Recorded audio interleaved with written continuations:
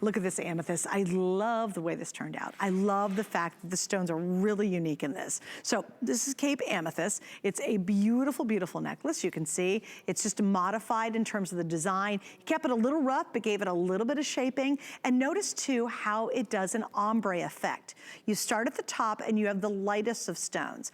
And then even in between the stones, they ombre until you get down to the bottom and you get the very rich, rich amethyst color down in that lower big stones.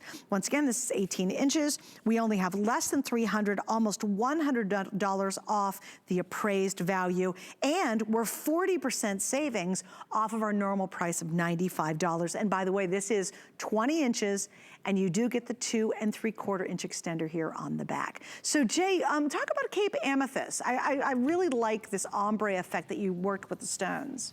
Yeah, and that's all the lapidaires that they do, and then when they sort it, they do the bicolor, and then the stringers, when they start to string the design, they've separated all those in different colors, and then they actually do that on purpose. And it's really kind of a skill, it's an art just to do that. Just, you know, you really have to have good color, a feel for color, and, you know, the different shades. Cape Amethyst is kind of unusual in the fact it comes from the Cape of South Africa. You've heard the Cape of Good Hope. Well, that's where, you know, that's called the Cape, and that's where it is mined. It is not mined. These guys that mine this, it's the craziest thing. This isn't a 24/7 operation. They go in, they mine, and they, depending on what they get, then they go on vacation, literally. They sell the material, they go on vacation, and depending on how crazy they get on vacation, you might not see any more for 2 years, 3 years, right? You know they ran out of money when you start seeing it again, right? Because they're back mining. And then they mine, I'm telling you, that's the way it is. They mine, they make a little money, and then, you know, they buy a helicopter, they do something. I mean, they're gone, you know, they tour, they travel. I mean, that's the way it is. It's like their piggy bank. It's like their AT&M.